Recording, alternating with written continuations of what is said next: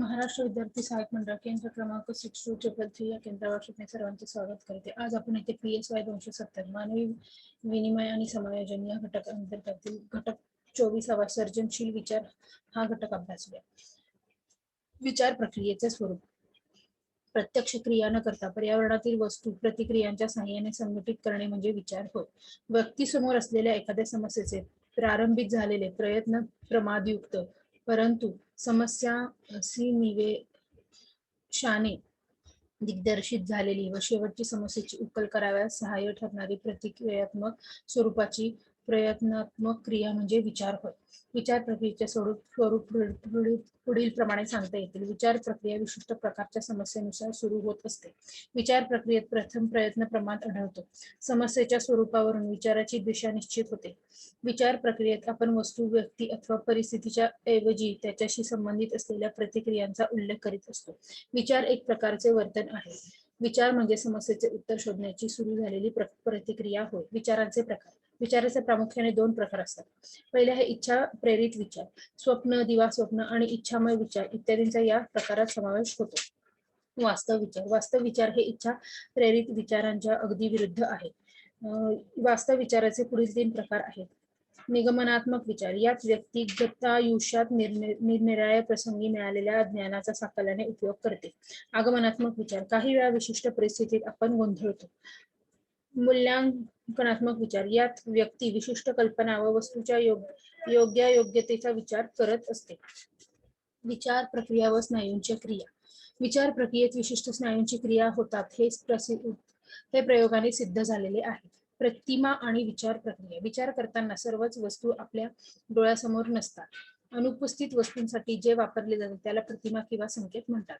भाषा आणि विचार प्रक्रिया भाषेचा समस्या परिहारासाठी फार उपयोग होत असतो। व्यक्ती भाषेमुळे तिच्या संस्कृतीची मूल्य आत्मसात करते। भाषा हे जसे जसे सामाजिक संबंधात प्रभावी साधन आहे तसेच ते विचार प्रक्रियेचे एक अत्यंत महत्त्वाचे साधन आहे। तर्क प्रतिक्रिया तर्क प्रक्रिया ही विचार प्रक्रियेचाच एक भाग आहे। प्रतिकात्मक स्वरूपातील समस्येची उकल म्हणजे तर्क होय। तर्क ही एक प्रतिकात्मक प्रक्रिया आहे। जिची व्यक्तीला जाणीव नसते अशा स्वरूपातील सुप्त माहितीचा उपयोग करून काढलेले अनुमान म्हणजे अंतर्ज्ञान होय।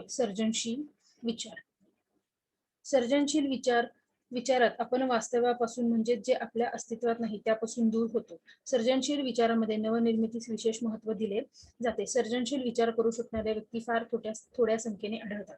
सर्जनशील विचारांचे टप्पे सर्जनशील विचाराचे पुढील 4 टप्पे आहेत। पूर्वतयारी या अवस्थेत विचारासाठी आवश्यक असलेली सामग्री गोळा केली जाते।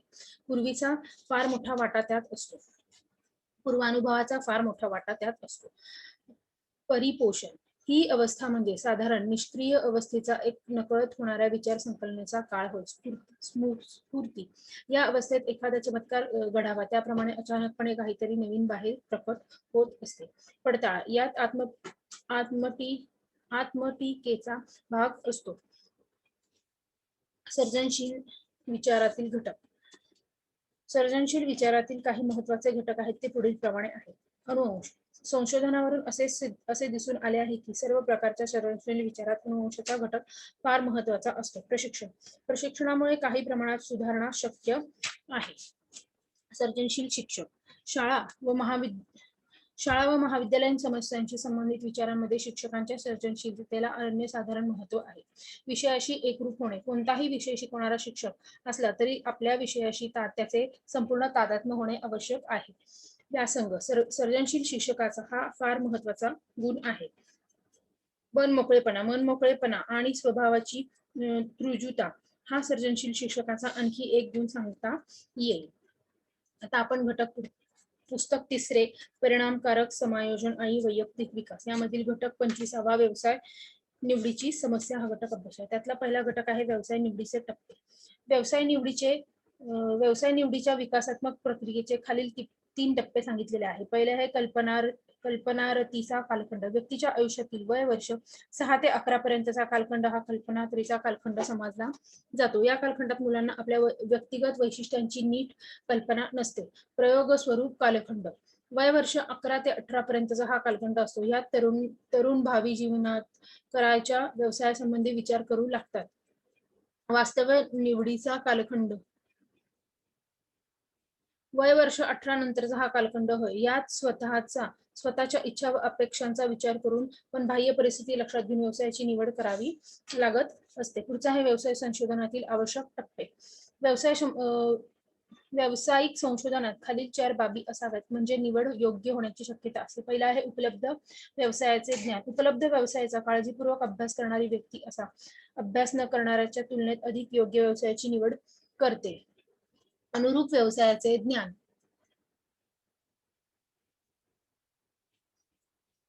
अनुरूप व्यवसायाचे ज्ञान आपल्या क्षमतांचा अनुरूप व्यवसायात कोणता हे जाणून घेण्यासाठी व्यवसाय विश्लेषण किंवा कार्य विश्लेषण आवश्यक आहे. व्यक्तिमत्व व व्यवसाय विश्लेषण यांची तुलना. कोणत्याही व्यक्तीची व्यावसायिक निवड ही बाह्य घटकांवर आधारित असू नये. निवडीच्या वेळी व्यवसायाशी संबंधित प्रमुख व गौण घटकांचे नीट विश्लेषण करावे, नंतरच निवड करावी. शैक्षणिक व व्यावसायिक नियोजन. व्यावसायिक निवड केव्हाही करायची असो, पण त्यासाठी नियोजन मात्र आधीपासूनच करावे लागते. व्यवसाय नियोजनाचे तीन प्रकारे असते. शैक्षणिक नियोजन. कोणत्याही व्यवसायासाठी विशिष्ट प्रकारचे शिक्षण आवश्यक असते. व्यवसायाचे नियोजन. व्यवसायाची निवड करू इच्छिणारे केवळ दिवा स्वप्ने पाहणे इच्छित नाही. विस्तारित ध्येय ठेवून नियोजन. काही तज्ञांच्या मते एकच निश्चित ध्येय किंवा उद्दिष्ट ठेवण्यापेक्षा विस्तृत उद्दिष्ट ठेवणे श्रेयस्कर ठरते. व्यावसायिक निवडीशी संबंधित व्यक्ती वैशिष्ट्ये. व्यावसायिक निवडीसाठी व्यक्तिवैशिष्ट्ये संबंधित खालील घटक असतात. अभिरुची. व्यक्तीच्या जीवनात अभिरुची फार महत्वाचे स्थान आहे. दुसरा आहे बुद्धिमत्ता. बुद्धिमत्तेचा आणि व्यावसायिक निवडीचा संबंध आहे असे मानसशास्त्रज्ञांना आढळून आलेले आहे. विशेष क्षमता किंवा पूर्ववृत्ती. काही व्यवसायांना विशेष क्षमतांची आवश्यकता असते. प्रेरणा. व्यक्तीला ध्येयाच्या दिशेने जायला प्रवृत्त करणारी आंतरिक शक्ती म्हणजे प्रेरणा होय. व्यक्तिमत्व विषयक व भावनात्मक घटक. काही व्यवसाय व व्यक्तिमत्व विषयक घटक यांच्यात स्थापित संबंध आढळत नाही. व्यावसायिक निवडाची भविष्यात यश समाधान मिळायचं असेल तर काही खालील घटक 4 महत्वाचे घटक ठरवलेले आहेत. वास्तवता परीक्षण. व्यावसायिक निवड करणाऱ्या व्यक्तीने आपली प्रबळ स्थाने व कच्चे दुवे हेरले पाहिजेत. कलात्मक दृष्टिकोन. केवळ वर्तमान काळातच नव्हे तर भविष्य काळात आपण काय करणार आहोत याचीही विचार व्यक्तीने करायला हवा. हताश सहनशीलता. व्यक्तीने कोणत्याही व्यवसायात सुरुवातीची हताशा सहन करून समाधान लांबणीवर टाकण्यात शिकले पाहिजे. तडजोड. आपल्याला सर्वच गरजा कोणत्याही व्यवसाय पूर्ण करू शकत नाही हे लक्षात ठेवले पाहिजे व समाधान मानण्यास शिकले गेले पाहिजे. पुढचा घटक अभ्यासूया घटक 26वा व्यावसायिक माहिती. व्यवसाय निवडीची प्रक्रिया. सध्याच्या प्रगत युगामध्ये उत्तम शेती, मध्यम व्यवसाय व व्यापार आणि कनिष्ठ नोकरी हे तत्व निरुपयोगी ठरलेले दिसून येत आहे. व्यवसाय निवडीची प्रक्रिया केव्हा सुरू करावी? व्यवसाय निवडीची प्रक्रिया ही सर्वसाधारण उच्च माध्यमिक शिक्षण पूर्ण होण्याच्या वेळी सुरू होणे आवश्यक आहे. अर्थार्जनाचे मार्ग. जीविकोपार्जनासाठी प्रत्येकाला काहीतरी काम म्हणजेच कोणता तरी व्यवसाय किंवा नोकरी करावी लागते. व्यवसाय किंवा नोकरी करून मनुष्य अर्थार्जन करीत असतो आणि अर्थार्जनाच्या माध्यमातून जीवनावश्यक वस्तू प्राप्त करीत असतो. नोकरी. शैक्षणिक अभ्यासक्रमाच्या पूर्तीनंतर विद्यार्थ्यांची अवस्था संपून अर्थार्जनाची पायरी सुरू होत असते. विविध प्रकारच्या नोकऱ्यांचे पुढील प्रमाणे वर्गीकरण केलेले आहे. केंद्र व राज्य सरकारची सर्व कार्यालये, सैन्य व सुरक्षा दल, खाजगी क्षेत्रातील नोकऱ्या, गिरण्या, कारखाने वा क्षेत्रातील नोकऱ्या, शैक्षणिक क्षेत्र आणि सामाजिक ठेकेदारांकडील कामगार. स्वतंत्र व्यवसाय. अर्थार्जनाचा दुसरा मार्ग आहे स्वतंत्र व्यवसाय. थोडाफार भांडवलाच्या आधारे व एखाद्या क्षेत्रातील थोडीफार माहितीच्या आधारे वेगळे स्वतंत्र व्यवसाय करणे शक्य आहे. शासकीय सेवेत प्रवेश. खाजगी क्षेत्रातील नोकऱ्यांच्या तुलनेत सरकारी नोकऱ्यांकडे मध्यमवर्गीय सुशिक्षित तरुणांचा कल अधिक असल्याचे आढळून येते. केंद्रीय लोकसेवा आयोगाद्वारे प्रशासकीय अधिकाऱ्यांच्या व अन्य निवडीसाठी पुढील परीक्षा घेतल्या जातात. लघुलेखन परीक्षा, संयुक्त वैद्यकीय सेवा परीक्षा, भूवैज्ञानिक परीक्षा, संयुक्त संरक्षण सेवा परीक्षा, राष्ट्रीय संरक्षण विद्यालयीन परीक्षा, भारतीय आर्थिक आणि सांख्यिकीय सेवा परीक्षा, विशिष्ट वर्ग रेल्वे उमेदवारी परीक्षा, भारतीय वन सेवा परीक्षा, अभियांत्रिकी सेवा परीक्षा, सहाय्यक सेवा परीक्षा आणि प्रमुख मुलकी सेवा परीक्षा. व्यवसाय मार्गदर्शन आणि शासकीय सेवा योजन कार्यालय, व्यवसाय मार्गदर्शन केंद्र, युवक सेवा योजना सेवा, रोजगार उत्तेजन कार्यक्रम, परदेशी नोकऱ्यांसाठी खास महामंडळे इत्यादी अनेक शासकीय संस्थांच्या द्वारे व्यवसाय मार्गदर्शन केले जाते. सेवा योजन कार्यालय. दुसऱ्या महायुद्धाच्या अखेरीस 1945 मध्ये सेवानिवृत्त सैनिकांचे पुनर्वसन करण्यासाठी सेवा सुरू करण्यात आली. व्यवसाय मार्गदर्शन केंद्र महाराष्ट्र राज्य 19 सेवा योजन कार्यालयात व्यवसाय मार्गदर्शन केंद्रे असून सेवा योजन संचालनात या सर्व केंद्रांच्या कार्याचा समन्वय करणारा राज्य पातळीवरील विभाग आहे. पुढचा आहे युवक सेवा योजन सेवा. सेवा योजन केंद्रात येणाऱ्या उमेदवारांना नोकरी विषयक तसेच शैक्षणिक मार्गदर्शन करण्याकरता युवक मार्गदर्शन केंद्र 19 पेक्षा अधिक सेवा योजन कार्यालयांशी जोडलेले आहे. रोजगार उत्तेजन कार्यक्रम सुशिक्षित बेकारांची संख्या कमी करण्यासाठी महाराष्ट्र शासनाने केंद्रित नियोजन मंडळाने आखून दिलेल्या मार्गदर्शन तत्वानुसार काही योजना कार्यान्वित केलेल्या आहेत. परदेशी नोकऱ्यांसाठी खास महामंडळ. परदेशी नोकरी हे तर आजच्या सुशिक्षितांसाठी फार मोठे आकर्षण असल्याचे दिसून येते. स्वतंत्र व्यवसाय अर्थार्जनाचा दुसरा मार्ग. हा एक उत्साही उद्योगी व निरीक्षण क्षमता आणि कल्पनाशक्तीचा योग्य तो उपयोग करून घेणारा तरुण आहे.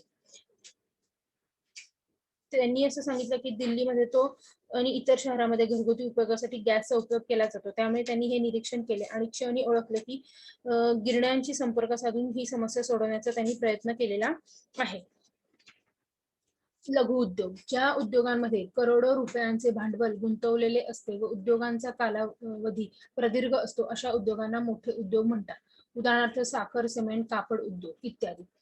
लघुत्तम उद्योग. लघु उद्योग क्षेत्रात ज्या उद्योगांची यंत्रसामग्री मधील गुंतवणुकी 2 लाखांपेक्षा कमी असून ते उद्योग 50,000पेक्षा कमी लोकसंख्या असणाऱ्या गावांमध्ये स्थित आहे अशा उद्योगांना लघुत्तम किंवा सूक्ष्म घटक म्हणून ओळखले जाते. मानसशास्त्र उपजीविकेचा एक मार्ग.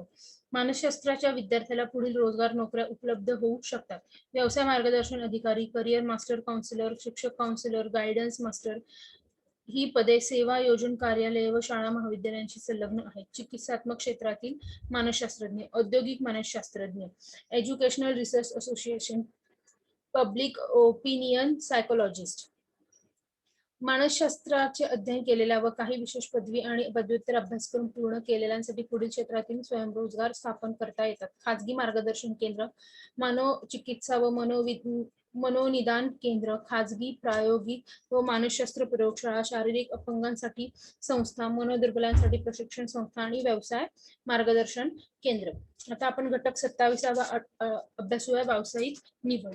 कोणताही व्यवसाय करण्याचा निर्णय एकाकी घेता येत नाही. तसेच कोणत्याही व्यवसायाला व्यक्ती एकदम सामोरे जात नाही, तर आपल्या सहवासातील इतरांच्या व्यवसायविषयक अभिवृद्धीचा किंवा मूल्यांकन निर्णयाचा अनुभव घेत व्यावसायिक निवडीच्या दिशेने वाटचाल करत असतो. व्यवसाय निवड प्रभावित करणारे घटक. पहिला आहे सामाजिक व आर्थिक घटक. व्यवसाय निवडीत सामाजिक व आर्थिक घटकांचे स्थान अनन्यसाधारण आहे. या घटकामुळेच व्यक्तीला कोणत्या व्यवसाय परिचित आहे हे ठरते व त्यामुळे तिची व्यावसायिक उद्दिष्टही ठरतात. कौटुंबिक प्रभाव. कौटुंबिक प्रभावापैकी सर्वात महत्वाचा प्रभाव म्हणजे पालक दत्त प्रेरण होय. सर्व सामाजिक वर्गात या प्रेरणेच्या बाबतीत भिन्नता आढळून येते.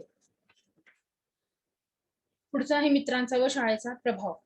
मुलांच्या व्यावसायिक निवडीवर शाळेतील वातावरण, शिक्षक व शाळा सोबत यांचाही परिणाम होतो. कनिष्ठ वर्गातील मुलगा जर मध्यमवर्गीय मुलाच्या शाळेत गेला तर त्याला त्या ठिकाणी ऊर्ध्वगामी व शैक्षणिक व्यावसायिक महत्वाकांक्षा निर्माण होते. जन्म, क्रम, स्थिती व भावंडांतील लैंगिक दर्जा. प्रथम क्रमांकाच्या मुलाला जास्त प्रमाणात उपलब्धी विषयक ज्ञान व जबाबदारीशी संबंधित प्रशिक्षण दिले जाते. तसेच त्याच्याकडे जास्त अवधानही दिले जाते. वंशभेद. देशात जर वांशिक भेद असेल तर त्यांचा परिणाम व्यवसाय निवडीवर होत असतो. श्रमिक विपणी. क्षमता, अभिरुची व व्यवसाय निवडीवर परिणाम करणाऱ्या अन्य गोष्टींचा विचार करत असताना व्यवसायाची उपलब्धता म्हणजे श्रमिक विपणी विचारार्थ घेणे जरुरीचे आहे. इतर महत्वाच्या बाबी. कार्य विश्लेषण व कर्मचारी विश्लेषण. व्यवसाय व कर्मचारी हे दोघेही एकमेकास अनुरूप असतील तर उत्पादन वाढेल व कर्मचाऱ्याला कार्य समाधानी मिळेल. कार्य विश्लेषण. कोणत्याही व्यवसायासाठी योग्य कर्मचारी निवडायचा असल्यास त्या व्यवसायास आवश्यक गुण व क्षमता कोणत्या हे जाणून घेणे महत्वाचे आहे. कर्मचारी विश्लेषण. योग्य कर्मचारी निवडण्यासाठी कर्मचाऱ्याला आवश्यक असलेल्या पात्रतांचाही विचार करणे महत्वाचे आहे. तज्ञांच्या मुलाखती. प्रत्येक तरुणाला त्याच्या वडिलांकडून किंवा नातेवाईकांकडून व्यवसायाची माहिती मिळत असते, परंतु ते अद्ययावत व बिनचूक असेल असं सांगता येत नाही. पुढचा आहे व्यवसाय मार्गदर्शनाची भूमिका. ज्या व्यक्तीला व्यवसाय करायचा आहे त्या व्यक्तीनेच तो निवडावा हे खरे, पण ती निवड कितपत योग्य असेल हे सांगता येत नाही. व्यवसाय मार्गदर्शनाची 4 उद्दिष्टे आहेत. पहिला आहे व्यक्तीबद्दल माहिती प्राप्त करणे. 4 उद्दिष्ट आहेत. स्वतःच्या मर्यादा व पात्रता ओळखण्यास व्यक्तीला मदत करणे, उपलब्ध असलेल्या विविध व्यवसायांची माहिती देणे, व्यवसायातील स्वतःचे स्थान व स्वतःचा गाठवण्याची उद्दिष्ट याची माहिती करणे आणि स्वतःची उद्दिष्ट साध्य करण्यास व्यक्तीला प्रेरित करणे. त्याचप्रमाणे व्यवसाय मार्गदर्शनात ठळक पायऱ्या आहेत त्या खालीलप्रमाणे. व्यक्तीबद्दल माहिती प्राप्त करणे, व्यक्तीची शालेय प्रगती, शारीरिक वैशिष्ट्ये, कुटुंबाची आर्थिक स्थिती, आई वडिलांच्या आकांक्षा व स्वतःच्या आकांक्षा यांचा संबंधित माहिती गोळा करणे, मानसशास्त्रीय चाचण्यांचा उपयोग, व्यक्तीच्या क्षमतांबद्दल व व्यक्तिमत्वाबद्दल अधिक विश्वसनीय माहिती मिळवण्यासाठी व्यक्तीला मानसशास्त्रीय परीक्षा दिल्या जातात. व्यक्तीला सल्ला देणे, मार्गदर्शकापाशी प्रत्येक व्यवसायाचे विश्लेषण उपलब्ध असते, त्यामुळे त्याला प्रत्येक व्यवसायाच्या आवश्यकतेसंबंधी, अडचणीसंबंधी व फायद्यासंबंधी कल्पना असते. व्यवसायाबद्दल माहिती देणे, केवळ व्यवसाय सुचविला की कामे झाले असे होत नाही. आता आपण पुढचा घटक अभ्यासूया. घटक 28 व्यावसायिक समायोजन. त्याच्यामधला पहिला घटक आहे व्यावसायिक समायोजन केव्हा घडून येते. जीवनातील सर्व क्षेत्रामध्ये आपल्याला सुख समाधान प्राप्त व्हावे असा प्रत्येकाचा प्रयत्न असतो. मात्र या समायोजन समस्यांचे पुढील 3 वर्गामध्ये वर्गीकरण करण्यात येते. तरुणावस्थेतील किंवा पूर्व प्रौढावस्थेतील व्यावसायिक समायोजन, प्रौढावस्थेतील किंवा मध्यम वयातील व्यावसायिक समायोजन आणि उतार वयातील व्यावसायिक समायोजन. तरुणावस्थेतील व्यावसायिक समायोजन. भारतातील सामाजिक परिस्थितीत अर्थार्जनाची सुरुवात ही वयाच्या 22 ते 25 वर्ष या कालावधीत व्हावी अशी अपेक्षा असते. या दृष्टीने तरुणाच्या व्यावसायिक समायोजनाचे 3 भाग पाडले जातात. पहिले आहे व्यवसायाची निवड व तिचे निर्धारक. व्यावसायिक समायोजनातील पहिले महत्वाचे समायोजन म्हणजे योग्य व्यवसायाची निवड हे होय. योग्य व्यवसाय निवडीचे पुढील घटक अडचणी निर्माण करताना आढळतात. विविध व्यवसायांची सातत्याने वाढणारी संख्या, यांत्रिकीकरणामुळे प्रत्येक कामासाठी आवश्यक असा कसबामध्ये झपाट्याने होणारी परिवर्तन, व्यवसायाच्या कामांच्या तासामध्ये लवचिकता कमी असणे किंवा मुळीच नसणे, खर्चिक व प्रदीर्घ प्रशिक्षण कालावधीमुळे एका व्यवसायातून दुसऱ्या व्यवसायात प्रवेश करणे अतिशय कठीण असते. काही व्यवसाय खास स्त्रियांचे अथवा पुरुषांचे असे अलिखित शिक्के लावले गेल्यामुळे आवड असूनही त्या क्षेत्रात प्रवेश करण्याचे कठीण असते. काही व्यवसायांचा ठराविक साचेबंदपणा नकोसा असतो. व्यवसायाशी तादात्म्यीकरण होऊन असा व्यवसाय मिळवण्याची इच्छा. काही व्यवसाय तात्कालिक स्वरूपाचे असून त्यामध्ये सुरक्षितता अनुभवास येत नाही. त्याचप्रमाणे व्यवसाय मार्गदर्शन व कार्यानुभव यांच्या कमतरतेमुळे स्वतःच्या क्षमतांबद्दल अनभिज्ञता असते. उपलब्ध नोकऱ्या किंवा व्यवसायासाठी आवश्यक ती पात्रता किंवा पूर्ण प्रशिक्षण नसणे. कुमारावस्थेत किंवा कधी बालपणापासून मनाशी जोपासलेली अवास्तव ध्येय, नोकरी किंवा व्यवसायाबद्दल अवास्तव मूल्य किंवा अपेक्षा. पुढचा घटक आहे व्यवसाय निकडीची स्थिरता. निवडलेल्या प्रथम व्यवसायामध्ये न स्थिरावता व्यवसायात बदलत राहणारे अनेक तरुण आढळतात. व्यक्तीच्या व्यवसाय निवडीची स्थिरता पुढील 3 घटकांवर प्रामुख्याने अवलंबून असते. पहिला आहे कार्यानुभव. पुरेसा कार्यानुभव असलेल्या प्रौढ व्यक्तींची व्यवसायाची निवड अधिक समाधानकारक आढळते. वैयक्तिक अभिरुची असलेल्या क्षेत्रातील व्यवसाय अधिक समाधान देतो. व्यावसायिक मूल्ये. व्यक्तिनिष्ठ अभिरुची आणि कार्यानुभव यांच्या तुलनेत व्यवसायाच्या स्थैर्यामुळे व्यावसायिक मूल्यांचा प्रभाव अधिक आढळून येतो. कार्य समायोजन.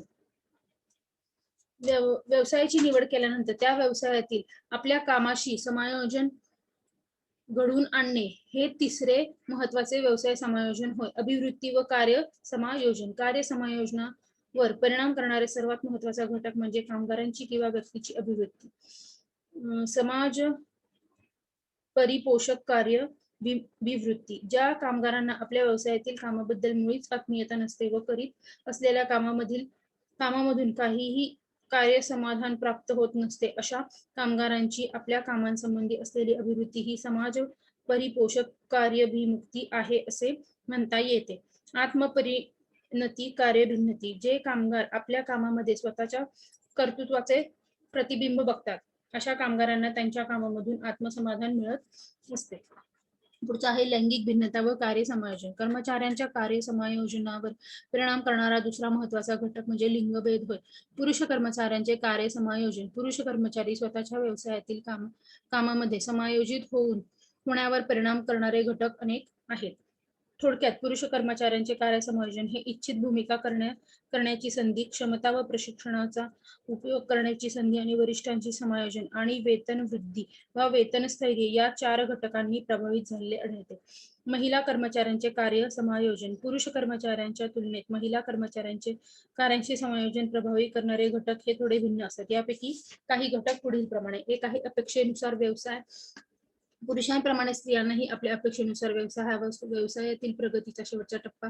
काही व्यवसायात प्रगतीला फार जास्त संधी नसते. साचेबंद व्यावसायिक अपेक्षा. पुरुष कर्मचाऱ्यांपेक्षा वरचे स्थान प्राप्त करण्यासाठी करावी लागणारी स्पर्धा टाळण्यास अनेक महिला आपल्या क्षमतेपेक्षा कमी पातळीवरील व्यवसायाची अपेक्षित मानाशी धरतात. व्यावसायिक नेतृत्वाची संधी. व्यावसायिक क्षेत्रात वरिष्ठ आणि दुय्यम असे कर्मचाऱ्यांचे वर्ग पडतात. दुहेरी कार्यभार. नोकरी करणाऱ्या स्त्रियांना दुहेरी कार्यभार सांभाळावा लागतो. विवाहामुळे सोडावा लागलेला पहिला व्यवसाय. सध्याच्या तरुणी शिक्षण पूर्ण केल्यानंतर आपल्या आवडीचा व्यवसाय स्वीकारतात. अनेकदा लग्न झाल्यानंतर त्यांना तो व्यवसाय सोडून देण्याची वेळ येते. तारुण्यावस्थेतील व्यावसायिक समायोजनाचे मूल्यांकन.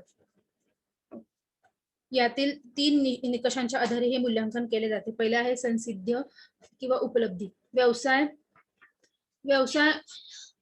अर्थार्जनासाठी असला तरी त्याचे तेवढेच एक उद्दिष्ट असते असे नाही. ऐच्छिक व्यवसाय परिवर्तन. अनेक व्यक्ती सातत्याने व्यवसाय बदलत असतात. ही स्वेच्छेने होणारी व्यवसाय परिवर्तन व्यवसाय समायोजन यशापयशाचा दुसरा निकष होय. समाधान. कार्यामधून प्राप्त होणाऱ्या समाधानाचे प्रमाण व्यावसायिक समायोजनाच्या यशाचे प्रमाण दर्शवते. कार्य समाधान हा व्यावसायिक समायोजन दर्शविणारा एकमेव उत्कृष्ट निकष आहे असे म्हणणे वावगे नाही.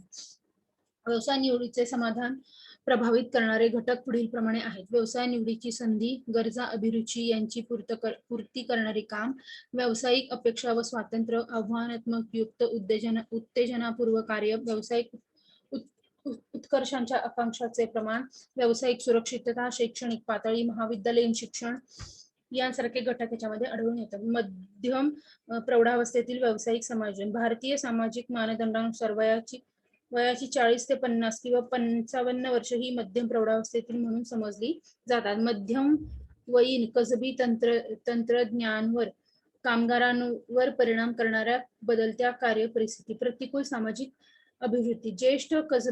ज्येष्ठ कसबी कामगारांना जरी त्यांच्या कार्यक्षेत्रात मान असला तरी नवीन कसबी शिकण्या इतके ते तरुण नसतात. कर्मचाऱ्यांच्या नेमणुकीबद्दल व्यवस्थापनाची अभिवृत्ती. जुन्या कर्मचाऱ्यांना नवीन प्रशिक्षण देण्यात वेळ व पैसा घालवण्यापेक्षा नवीन तरुण प्रशिक्षण कर्मचाऱ्यांना कामावर घेणं किंवा तरुण कर्मचाऱ्यांना प्रशिक्षण देणे अधिक फायद्याचे असल्यामुळे मध्यमवर्गीय कर्मचाऱ्याला व्यवसाय बदलणे कठीण असते.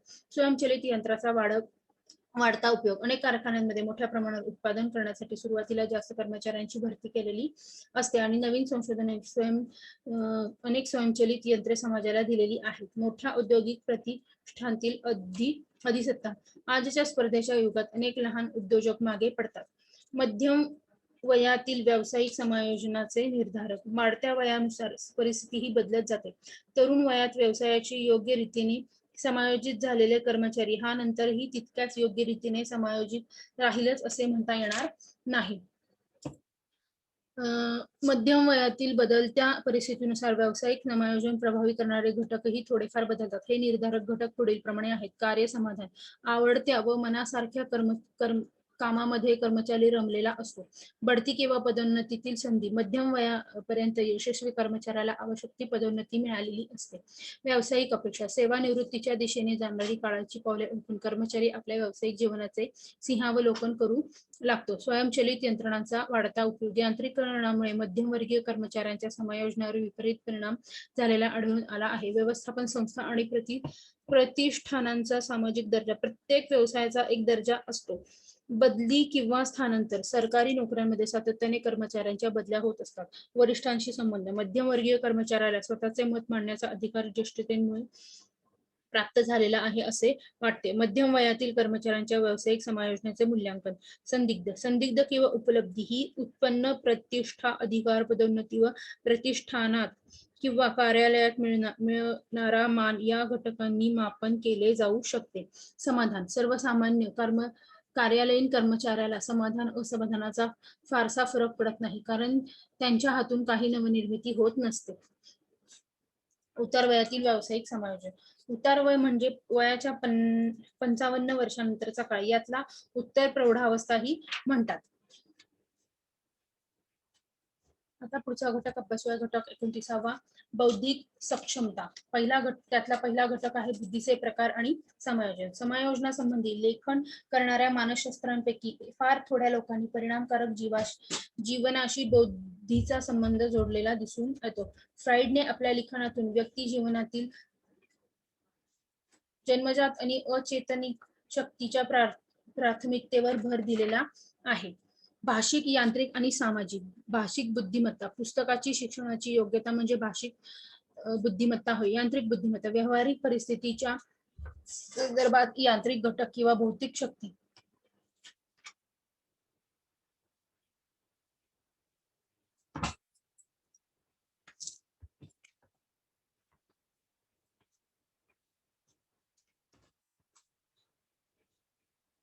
सामाजिक बुद्धिमत्ता. अनेक वर्षाच्या सरावानंतर अंगवळणी पडणारी सामाजिक बुद्धिमत्ता प्रज्ञेच्या पातळीवर कार्यरत असते. सर्वसाधारण बुद्धी. बुद्धिमत्तेच्या अनेक चाचण्यांमधून जी बुद्धी गुणांक प्राप्त होतात ते सर्वसाधारण बुद्धीचे निर्देशांक समजले जातात. अहम संरक्षण यंत्रणा आणि बुद्धियुक्ती जीवन. अहम संरक्षणात्मक यंत्रणा काही बाबतीत व्यक्तीचे समायोजन घडवून आणण्यास सहाय्यक ठरतात. त्याचप्रमाणे त्या काही बाबीत समायोजनाला बाधक ठरत असतात. पुढचा आहे उत्तम समायोजन आणि बुद्धी. बुद्धी गुणांकाने सूचित होणारी बुद्धिमत्ता चांगल्या समायोजनाचा विश्वसनीय निर्देशक होऊ शकत नाही, हे आपण पाहिले आहे. ज्ञानाचा कार्यभार. स्वतः मानसशास्त्रज्ञ नसलेल्या अनेक व्यक्तींनी बुद्धी म्हणजे व्यक्तीला उकत असलेले ज्ञान असा दृष्टिकोन मांडलेला आहे. चुकीच्या कल्पना. विषमयोजित व्यक्तीमध्ये वास्तव जगासंबंधी गैरसमज आणि चुकीचे प्रत्यक्षीकरण आढळते. तर्क कल्पना पुढील प्रमाणे असतात. परिवारातील सर्व व्यक्तींकडून प्रेम केले जाणे किंवा त्यांची स्वीकृती प्राप्त करणे कोणत्याही प्रौढ व्यक्तींसाठी नितांत आवश्यक आहे. आपली आत्मप्रतिष्ठेची भावना टिकवून ठेवायची असेल तर आपण संपूर्णपणे सक्षम आणि समर्थ राहून सर्व बाबतीत कर्तव्य गाजविले पाहिजे. काही लोक वाईट दृष्ट किंवा खल प्रवृत्तीचे असतात आणि त्याबद्दल त्यांना पुरेपूर दोषी ठरवून चांगली शिक्षा केली गेली पाहिजे. काही गोष्टी अमुक प्रकारे सांगाव्यात असे आपल्याला फार तीव्रतेने वाटत असताना त्या तशा आढळत नाहीत, तेव्हा फार मोठे संकट कोसळणे असे वाटणे. पुढचा घटक आहे बुद्धिमत्ता व समन्वय. बुद्धिमत्तेचा समर्थपणे यथायोग्य उपयोग केला गेल्यास परिणामकारक जीवन जगता येते, हे वरील विवेचनावरून लक्षात आलेले आहे. आपल्या वर्तनाचे चांगले किंवा वाईट कोणते परिणाम होऊ शकतात हे आपल्याला कळले पाहिजे. वर्तन विकल्पांची आणि प्रासंगिकतांची जाणीव असली पाहिजे आणि समस्यांचा वेध घेता आला पाहिजे. अशी बुद्धी समायोजनाला पोषक ठरते. समस्येची उकल आणि निर्णय. संपूर्ण समायोजन प्रक्रिया म्हणजे समस्यांचे आकलन आणि मूल्यमापन करून आपल्या स्वतःच्या एकूण गरजा आणि परिस्थितीची मागणी या दोन्हीचे समाधान होऊ शकेल किंवा कार्यात्मक धोरणांची निवड करणे होय. समस्येची उकल करण्यास सहाय्यक गोष्टी. समस्येची अचूक व्याख्या करणे. परिणामकारक रीतीने सोडविली जाणाऱ्या समस्येचे अचूक आकलन होणे आवश्यक ठरते. आवश्यक ती माहिती मिळविणे. कित्येकदा आपल्याला एखाद्या आंतरवैयक्तिक, सामाजिक किंवा अन्य समस्येसंबंधी आवश्यक ती माहिती नसते. अचूक गृहीतके निर्माण करणे. समस्यांच्या आकलनात पुष्कळदा सदोष गृहीतकांमुळे चुका संभवतात. अतिसरलीकरण. जटिल स्वरूपाच्या समस्यांना सोपे सरळ रूप देण्याची मनुष्याची नैसर्गिक अभिवृत्ती असते. उन्मुखीकरणावर लवचिकता. समस्येकडे पाहण्याचा केवळ एक दृष्टिकोन असू शकतो आणि तसेच समस्या सोडवण्याचा एकच मार्ग आहे असे समजण्याचा मनुष्याचा मानसिक कल ठरतो आणि त्यामुळे समस्या सोडवण्याच्या मनुष्याची क्षमता कमी होत असते. पुढचं आहे निर्णय प्रक्रियेचा काही सहाय्यक घटक. समस्येचे काळजीपूर्वक आणि पद्धतशीर विश्लेषण करता आले तरी ती सोडवण्यासाठी काय करावे सहसा सच्ची किंवा आपोआप स्पष्ट होत नाही. उतावळेपणाची क्रिया टाळावी. अनेकदा उतावळेपणाने केल्या जाणाऱ्या वर्तनांमुळे चुका संभवतात. समाधानाच्या वाजवी स्तराचा स्वीकार करावा. उतावळेपणे वर्तन जसे धोक्याचे ठरते त्याप्रमाणे समस्येचे आदर्श किंवा सर्वोत्तम समाधान सापडेपर्यंत निष्क्रिय राहणेही धोक्याचे ठरू शकते. पुढचा आहे निर्णय ऋणात्मक घटक कमी करणे. बहुतेक निर्णयांमध्ये काहीसा संघर्ष उत्पन्न होतोच. निर्णयाचा पाठबळ द्या, पण हातचे राखून. चुकीचा निर्णय तसाच कायम ठेवणे मूर्खपणाचे ठरते. पण पुष्कळदा निर्णयांना योग्य ती संधी न देता ते मागे घेण्यात येतात. मार्गदर्शक रूपाने सुस्पष्ट मूल्यांचा अवलंब करा. प्रतिमेविषयी स्पष्ट जाणीव, उद्दिष्टांची स्पष्टता आणि समर्पक मूल्य प्रणाली या गोष्टी उचित निर्णयाला अत्यंत सहाय्यक ठरतात. सदोष निर्णयांचे परिणाम कमी करणे. मानवी मर्यादांमुळे किंवा आपल्या आवाक्याबाहेर असलेल्या आकस्मिक घटकांमुळे आपले काही निर्णय चुकणे साहजिक आहे. पुढचे आहे सर्जनशीलता. सर्जनशीलतेचे प्रमुख वैशिष्ट्य खालीलप्रमाणे सांगता येतात. पहिला आहे केवळ कल्पनांची प्रचुरता म्हणजे सर्जनशीलता नव्हे.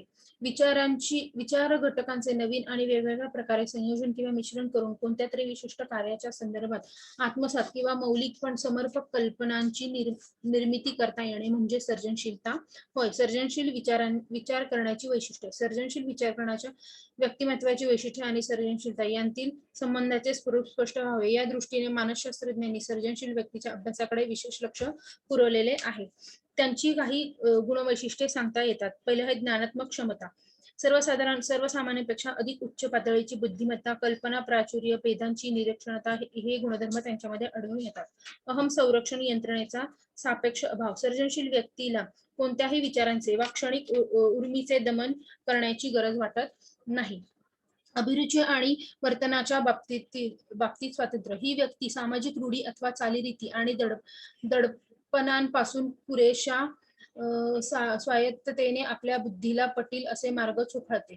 परिश्रमाची तयारी. प्रतिभावंत होण्यात 1% स्फूर्तीचा आणि 99% घामाचा परिश्रमाचा भाग असतो. धैर्य. सर्जनशीलतेत धैर्याचा कार्यभाग अत्यंत महत्वाचा ठरतो. सर्जनशीलतेला प्रोत्साहन देणे. नवीन अनुभव स्वीकारण्याची तयारी. नवीन अनुभवाच्या बाबतीत मोकळेपणा धारण करायचा तर आपल्याजवळ सर्व प्रश्नांची उत्तरे आहेत या कल्पनेचा त्याग करावा लागतो आणि विचारांमधील तडजोडपणा सोडावा लागतो. सर्जनशील विचारांसाठी विशिष्ट प्रशिक्षण देणे. काही लोक सर्जनशीलतेची देणगी घेऊनच जन्माला आलेली असतात आणि ही देणगी दैवी असते अशा एक समज पूर्वी प्रचलित होता. अनुकूल सामाजिक वातावरण पुरवणे. उच्च सर्जनशील प्रकट करणाऱ्या लोकांच्या गुणांवर लक्ष केंद्रित करण्याचे वृत्ती पूर्वापार दिसून आलेली आहे, परंतु त्यांच्या भोवतालच्या सामाजिक चौकटीचे महत्त्व लक्षात घेतले गेले नव्हते. आता आपण पुढचा घटक अभ्यासूया. घटक 30वा सामाजिक सक्षमता. त्यातला पहिला घटक आहे उत्तम आंतरवैयक्तिक संबंधांचे अधिष्ठान. उत्तम मानवी परस्पर संबंधांचे महत्त्व अनन्यसाधारण आहे, परंतु त्यासंबंधी माहिती देणारे पुस्तके किंवा लेख त्या लेखकांच्या वैयक्तिक मतांवर आधारलेली आहेत असे दिसून येते. आंतरवैयक्तिक संबंधांद्वारे वरील दोन्ही कसोट्यांपैकी पूर्वी होण्याची क्षमता जेव्हा निर्माण होते तेव्हा तिला सामाजिक क्षमता असे म्हणतात. आणि हे दोन कसोट्या आहेत ज्या उद्दिष्टांच्या पूर्तीसाठी विशिष्ट संबंध प्रस्थापित करण्यात आला ती उद्दिष्टे त्या संबंधातून कितपत साध्य होतात आणि दुसरं म्हणजे विशिष्ट संबंधाने ज्या व्यक्ती एकमेकांच्या निकट येतात त्यांच्या स्वास्थ्याला आणि वैयक्तिक विकासाला तो संबंध कितपत पोषक किंवा मारक ठरतो. परस्परांच्या अधिकारांची व हेतूंची जाणीव. सामाजिक दुसऱ्यांच्या अधिकार व स्वयंनिर्णय याविषयी आदर. इतरांच्या अधिकारांविषयी आणि स्वयंनिर्णयाविषयी पुरेसा आदर बाळगणे हे आंतरवैयक्तिक संबंधाचे प्राथमिक तत्व होय. इतरांबद्दल समभाव. आपल्या सभोवताली व्यक्ती असतात त्याप्रमाणे वस्तूही असतात. सुदृढ आंतरवैयक्तिक संबंधावर इतर व्यक्ती आपल्यासारख्याच प्रतिष्ठित आणि सन्माननीय आहेत हा दृष्टिकोन मनाने रुजवायला हवा. हेतूंची समानता. प्रेम, सामाजिक मान्यता, आत्मप्रतिष्ठेची भावना, काही उद्दिष्टे साध्य करण्याच्या दृष्टीने वाढीव योग्यता मिळवणे किंवा केवळ समाजाशी आपण संबंधित आहोत ही भावना जोपासण्यासाठी मनुष्य सामाजिक संबंध जोडत असतो. परंतु सामाजिक संबंधातून पूर्ण होणाऱ्या या गरजा जर एकतर्फी पूर्ण होत असतील तर मात्र हे संबंध टिकून राहत नाहीत. उत्तरदायित्वाची अन्यथा. काहीतरी प्राप्त करून देण्याचे संबंध, प्रदापन संबंध आणि अनुयायी संबंध हे 3 प्रकारचे संबंध निर्माण करता येतात. पुढचा आहे स्वतःविषयी आणि इतरांविषयी वास्तव दृष्टिकोन. स्वतःविषयीचा दृष्टिकोन. आपण इतरांना कसे दिसतो किंवा आपले उद्दीपक मूल्य किती आहे याबद्दलचा आपला दृष्टिकोन पुष्कळदा चुकीचा असतो. इतरांविषयी दृष्टिकोन. इतरांविषयी चांगले संबंध प्रस्थापित होण्यासाठी त्यांच्याबद्दलची अचूक दृष्टिकोन निर्माण होणे आवश्यक असते. समर्पक रचनाबंध किंवा संप्रेषण, काही बाबतीत ज्या सामाजिक संदर्भात परस्पर संबंध निर्माण झालेला असतो त्या तदनुसार संपर्काचे आकृतीबंध निर्धारित होतात. परस्पर संबंधाचे समर्पक रचनाबंध, परस्परांसंबंधात येणाऱ्या व्यक्तींना विशिष्ट रचनाबंध प्रस्थापित करण्याचा प्रयत्न जाणीवपूर्वक केला असला वा नसला तरी वाढत्या कालमर्यादेनुसार त्यांचे आंतरवैयक्तिक संबंध आपोआपच रचनाबद्ध होतात. परिणामकारक संप्रेषण, आंतरवैयक्तिक संबंधात अर्थपूर्ण संप्रेषण आपोआप घडून येत नाही हे सहज कळण्यासारखे आहे. चांगले प्रेषक होणे, चांगल्या प्रेषकासाठी आपल्याला नक्की कोणत्या संदेशाचे किंवा संप्रेषण करायचे आहे आणि ज्याच्यासाठी तो संदेश आहे त्याचा अर्थ त्याला अचूकपणे लक्षात येण्यासाठी तो संदेश कोणत्या प्रकारे शब्दबद्ध करावे या गोष्टींची चांगली माहिती असली पाहिजे. चांगला श्रोता होणे, नीटपणे संदेश ग्रहण करता येण्यासाठी सक्रियतेने श्रवण करणे आवश्यक असते. संप्रेषण वैधतेचा उपयोग, संप्रेषणाचा अर्थ अधिक चांगल्या प्रकारे समजून घ्यायचा व महत्वाचा उपयोग म्हणजे संप्रेषण वैविध्य किंवा पद्धतीचा अभ्यास करणे हा आहे. आंतरवैयक्तिक संप्रेषणातील सामान्य चुका, पार्श्वभूमी अनुभवातील तफावत, निवडपूर्वक अभाव, प्रेरण, भावना आणि भाव संवेदनक्षमतेचा अभाव ही आपल्याला इथे आढळून येतात. पुढचा आहे इतरांशी संबंध प्रस्थापित करणे. इतरांशी मित्रत्वाचे जे संबंध आपण प्रस्थापित करतो त्याच्या 3 अवस्था संभवतात. पहिला आहे प्रथम भेट. कोणत्याही व्यक्तीशी प्रथम भेट किंवा आंतरिक क्रिया घडणे ही इतरांशी संबंधित होण्याची पहिली पायरी होय. प्रथम भेटीची सुरुवात कोणत्याही संप्रेषणात्मक क्रियेद्वारे दुसऱ्या व्यक्तीकडून प्रतिक्रियेची अपेक्षा केली जात नाही आणि त्यातून परस्पर परिचयाला प्रारंभ होतो. प्रथम भेटीची नियम, प्रथम भेट अनेक स्वरूपांची असू शकते आणि त्या भेटीची भूमिका, आंतरक्रिया आणि भेटीचे रचनाबंध अनेक प्रकारचे भिन्न असू शकतात. पुढचा आहे प्रथम भेटीची परिसमाप्ती. प्रथम भेटीचा शेवट घडवून आणणे ही बरेचदा समस्या होऊन राहते. आंतरवैयक्तिक आकर्षण, आंतरवैयक्तिक संबंधात आकर्षण कसे निर्माण होते हे बऱ्याच अंशी गूढ आहे. एवढं काय तर त्याने तिच्यात पाहिलं असे शब्द पुष्कळदा आपल्याला ऐकायला येतात. दुसऱ्यांचे आपले प्रत्यक्षीकरण, त्यासाठी 3 महत्वाच्या गोष्टी असतात. पहिला आहे शारीरिक वैशिष्ट्य, वर्तन वैशिष्ट्य आणि आंतरक्रियात्मक शक्यता. दुसऱ्यांबद्दल आकर्षण कसे निर्माण होते. सामाजिक दृष्ट्या आकर्षक व्यक्तिमत्वाची लक्षणे सामान्यतः आंतरवैयक्तिक आकर्षणाशी निगडीत झालेली असतात. पुढचा आहे आंतरवैयक्तिक सामंजस्य. 2 व्यक्ती एकत्र येतात तेव्हा त्यांची काही उद्दिष्टे समान असतात. संप्रेषणाचे महत्व, आंतरवैयक्तिक संबंध टिकून राहावेत आणि एकमेकांच्या उद्दिष्टांच्या पूर्तीच्या दिशेने त्यांची वाटचाल हवी यासाठी संबंधित दोन्ही व्यक्तींमध्ये आदान प्रदान होणे अत्यंत महत्वाचे आहे. ज्ञानात्मक माहितीचे आदान प्रदान आणि भावनात्मक माहितीचे आदान प्रदान यामध्ये होणे आवश्यक असते. संबंधाचे स्वरूप ठरवणे, यामध्ये काही बाबी आवश्यक असतात. पहिले आहे भूमिका आणि जबाबदाऱ्या, समाधानाचा स्तर, संघर्ष आणि मतभेदांचे निराकरण, काही अकल्पनीय परिणाम. पुढचा आहे आत्मप्रकटीकरण.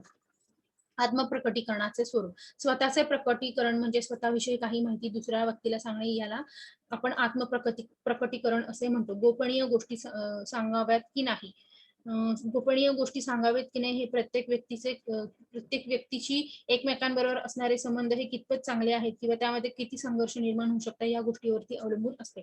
पहिला आहे प्रतिकूल आंतरवैयक्तिक रचनाबंध. आंतरवैयक्तिक संबंधातील जोडीदार आंतरव्यक्तीचे स्वतःचे आगळे रचनाबंध निर्माण करीत असतात व त्याप्रमाणे एकमेकांच्या संबंधाचे गुणवैशिष्ट्य आणि एकूण वातावरण निर्माण करत असतात. यासाठी एकूण 3 गोष्टी महत्वाच्या आहेत. पहिल्या आंतरवैयक्तिक संबंधातील लबाडी, दुसरा आहे फसवी सहमती आणि तिसरा आहे विसंवादी आंतरवैयक्तिक रचनाबंध. यामध्ये एकूण 5 क्षेत्रे असतात. पहिला स्पर्धा, वर्चस्व, अपयश, चिडविणे आणि मूल्यांतील फरक होय. आता आपण घटक 31वा अभ्यासूया. घटक 31वा आहे विधायक भावना व्यक्ती. त्यातला पहिला घटक आहे भावना आणि कार्यक्षमता. पहिला आहे भावनेची भाषा. भावनांचे मापन शरीरशास्त्रीय बदलांच्या आधारे केले जाऊ शकते आणि त्याप्रमाणे त्यांचे निरीक्षण वर्तनाच्या आधारे केले जात असते. भावनात्मक अनुबंधाचे रचनाबंध, ह्याच्यामध्ये खालील घटक आढळून येतात. पहिला आहे भावनांची तीव्रता. भावनांची तीव्रता ही सौम्य भावना, तीव्र भावना, विघटात्मक भावना आणि भावनांचे विस्तार या घटकांत, त्याचप्रमाणे धनात्मक आणि ऋणात्मक भावना यामध्ये आढळून येते. भावनांची अभिव्यक्ती आणि त्यांचे नियंत्रण केवळ भावनात्मक अनुभवांच्याच बाबतीत नव्हे तर त्यांच्या अभिव्यक्तीतही वैयक्तिक भिन्नता आढळून येत असल्याचे दिसून येते. पुढचं आहे भावनांची जाणीव विरुद्ध त्यांची अस्तित्वाचा नकार. स्वतःच्या भावनांचे अस्तित्व ओळखणे फार सोपे वाटते, पण पुष्कळदा लोक आपल्या भावनांचे अस्तित्व नाकारतात. उत्स्फूर्तता व विरुद्ध नियंत्रण. भावना जाणवण्याच्या समस्येप्रमाणे दुसरी समस्या भावनेच्या प्रकटीकरणासंबंधी निर्माण होत. उघड विरुद्ध प्रच्छन्न प्रकटीकरण. ज्या भावनांचे उघड आविष्कारण करण्यावर काही बंधने येऊन पडतात त्या भावना प्रच्छन्नपणे अभिव्यक्त होण्याचे मार्ग शोधित असतात. भावनात्मक नियंत्रणात बोधनात्मक घटक. भावनांचे उद्दीपन झाले म्हणजे त्यांच्या जोडीने स्वायत्त मज्जासंस्थेत अनेक बदल घडून येतात. भावनांचे आकलन आणि अपयोजन. भावनांच्या द्वारा चांगले समायोजन साध्य करायचे असेल तर त्यांचे नीट आकलन व्हायला हवे आणि तसेच त्यांचा स्वीकार करायला हवा. पुढचं आहे भावना समजून घेणे. भावनांवर स्वामित्व मिळवता येण्यासाठी त्या नीटपणे समजणे आवश्यक असते. भावनांचे उपयोजन. भावनांशी केवळ झगडण्याने काहीही साध्य होणार नाही, त्याचा उपयोग कसा करून घ्यायचा हे शिकणे महत्वाचे आहे. भावना व्यक्तीचे विधायक मार्ग शोधणे. भावना जेव्हा तीव्र होतात तेव्हा प्रच्छन्न किंवा विघातक मार्गांनी ते अभिव्यक्तीकरण न करता विधायक मार्गांनी करणे महत्वाचे असते. विधायक भावनांचे संवर्धन. ऋणात्मक भावनांच्या आकृतीबंधाप्रमाणे धनात्मक भावनांचे आकृतीबंध देखील कायम टिकणारे असतात. विनोदवृत्तीचे धारण करणे. विनोदवृत्ती हा समायोजनाचा एक महत्वाचा मार्ग होय. धनात्मक भावना वाढविणे. भावनात्मक सक्षमतेसाठी आणि उत्तम स्वास्थ्यासाठी विधायक भावनांचे वर्चस्व असणे आवश्यक आहे. वास्तवता दर्शक दृष्टिकोनाचे प्रयत्न करणे. अभिवृत्तीमध्ये बदल घडवून आणायचा म्हणजे जणू काही आपल्या आयुष्यात समस्याच नाहीत असा दृष्टिकोन धारण करणे नव्हे. भावनेचे दुर्बल स्थान हाताळणे. भावनांमधील दुर्बल स्थानांमुळे आपल्यापैकी अनेकांना भावनात्मक सक्षमता संपादन करणे कठीण जात असते. पुढचे आहे दुर्बल स्थानांचे निराकरण. वेदन क्षमता बोथट करणे. कधी कधी एखाद्या घटनेचा प्रथम अनुभव भीतीदायक ठरला की मनुष्य तो अनुभव सतत टाळण्याचा प्रयत्न करत असतो. पुढचा आहे समस्यात्मक भावनांची हाताळणी. भय आणि चिंता. विशिष्ट संकटाला अनुसरून भय हा शब्द आपण वापरतो. स्पष्टतः ज्याचे आकलन झालेले नाही अशा संकटाला अनुसरून आपण मात्र चिंता हा शब्द प्रयोग केला जातो. सामान्यतः भीती आणि चिंता जोडीनेच आढळतात. वास्तव्य आणि अवास्तव भय किंवा चिंता. परिस्थितीला तोंड देण्याची प्रथम पायरी म्हणजे भावनांचे अस्तित्व होय. परिस्थितीजन्य चिंता आणि सर्वसाधारण चिंता या दोन्हींचा आपल्याला फरक करता आला पाहिजे. चिंतेची अपेक्षा. त्या समस्यांना तोंड देण्यासाठी विधायक कारणभूत वृत्ती जाणविणे ही अशी तयारी होय. काळजी करणे. भीती आणि चिंतेचेच एक रूप म्हणजे काळजी होय. क्रोध किंवा शत्रुत्व. आपल्या कारभारात उत्पन्न होणाऱ्या अडथळ्यांशी घडणारी सर्व सामान्य प्रतिक्रिया म्हणजे क्रोध असे म्हणता येईल. क्रोध आणि शत्रुत्वाचे अभिव्यक्तीकरण. राग आणि शत्रू भावनांचे अस्तित्व नाकारणे किंवा त्या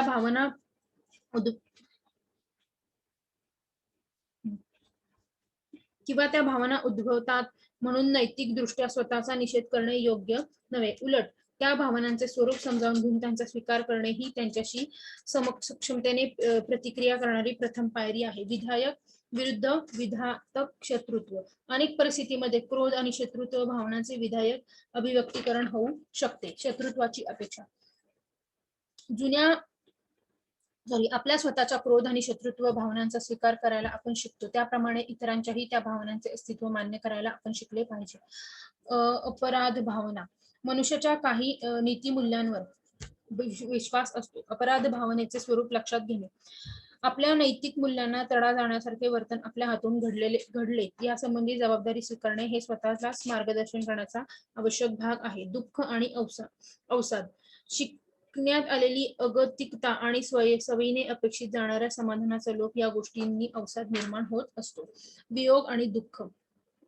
वियोग आणि दुःख केवळ मृत्यूमुळेच ओढावते असे नाही. अवसाद भावनेत मनुष्य हतोत्साह होतो. त्याची उमेद नाहीशी झालेली असते आणि पुढाकार घेऊन आपण काही करायचे हे त्याला वाटेनासे होते. एकाकीपणा. ज्याच्या वाट्याला एकाकीपणा होतो त्याला त्याबद्दल दुःख वाटणे साहजिकच आहे.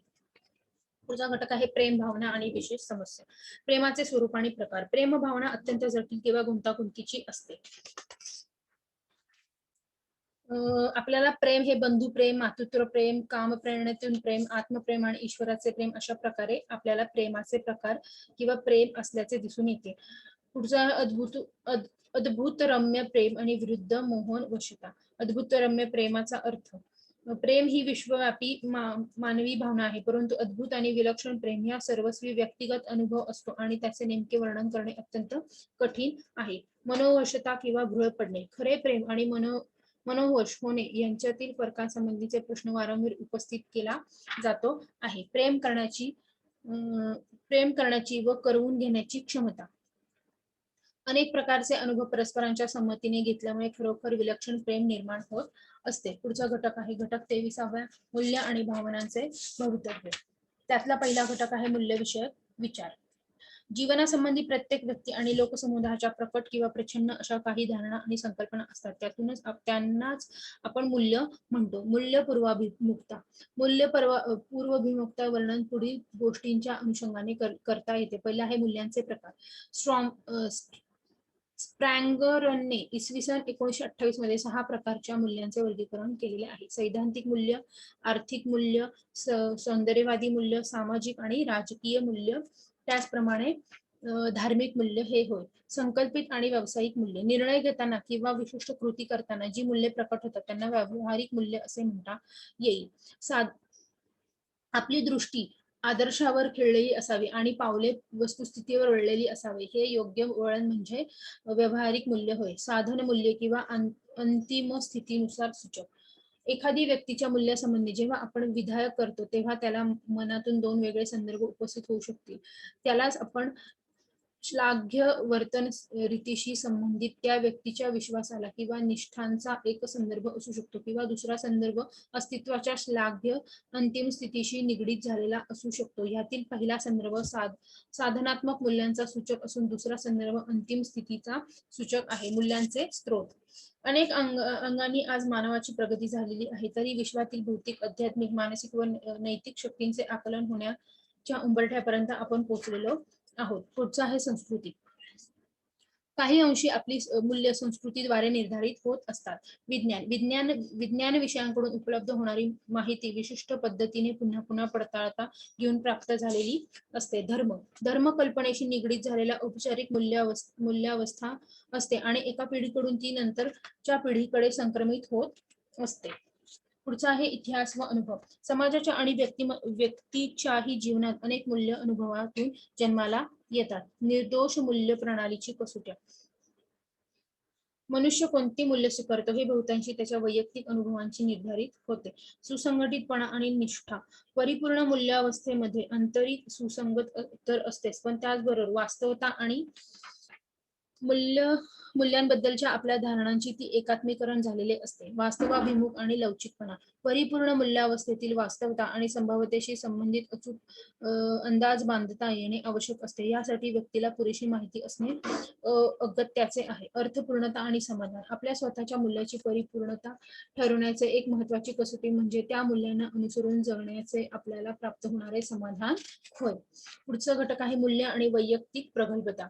वाढत्या वयानुसार मनुष्य उत्तरोत्तर अधिक प्रगल्भ होणे आपल्याला अभिप्रेत असते. स्वतःच्या मूल्य प्रक्रियेवर भरवसा.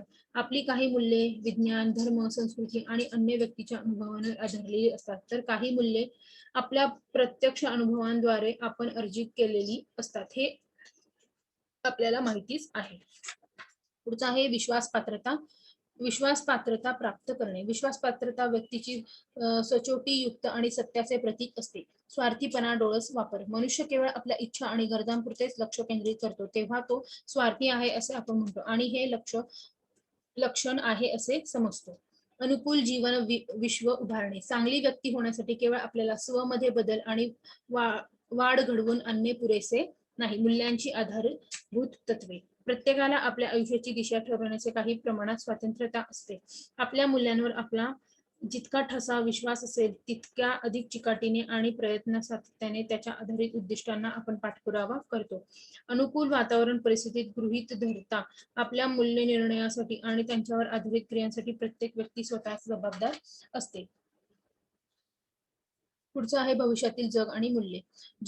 जीवनाधारासाठी आपल्या पृथ्वीवर अनुकूल परिस्थिती असली तरी तिच्यातील काही मर्यादाही असतातच. वैकल्पिक भविष्यांचा वेध. मानवी जीवनाची अबोधपणे टिकवून ठेवणे ही आपल्या समोरील एक महत्वाची समस्या आहे. परंतु त्याबरोबरच मानवाला कोणत्या प्रकारचे जीवन आपण उपलब्ध करून देऊ शकतो ही समस्या त्याहून अधिक महत्वाची ठरलेली आहे. स्वतंत्र केवळ भ्रममूलक नव्हे तर वस्तुतः संकटाने ग्रासलेले उद्दिष्ट आहे. पद्धतशीरपणे प्रबलीकरण करून मानवी वर्तनाचे शास्त्रशुद्ध नियंत्रण करणे हीच श्लाघ्य वर्तन आणि चांगली भवितव्यता घडवण्याचे एकमात्र आश्वासन आहे असं त्यांना वाटते. भविष्य घडवण्याची मूल्यातील महत्वाची भूमिका. आत्मनियमन आणि आत्मनिश्चिती ही जी क्षमता व्यक्तीमध्ये आढळत असेल तिच्या बाबतीत रचनात्मक दाखल घेणे म्हणजे मूल्य पूर्वाभिमुखता होय. 1950 या वर्षी नोबेल पुरस्कार प्राप्त करणाऱ्या विल्यम फॉकनरने मात्र आज आशावाद व्यक्त केला आहे की मनुष्य केवळ जगेल असे नव्हे तर तो अनिष्ट प्रवृत्तींवर विजय मिळवीत तो अमर आहे, कारण त्याच्यापाशी आत्मा आहे. त्याग, सहनशीलता आणि कणक अशा गोष्टींची किंमत कळल्याशिवाय सदृढताही त्याच्या ठायी येत नाही. अशा प्रकारे आज आपण इथे पुस्तक क्रमांक 2 PSY 270 हे पूर्ण केलेले आहे. पुढच्या लेक्चर पासून आपण पुस्तक क्रमांक 371 सुरू करूयात. धन्यवाद.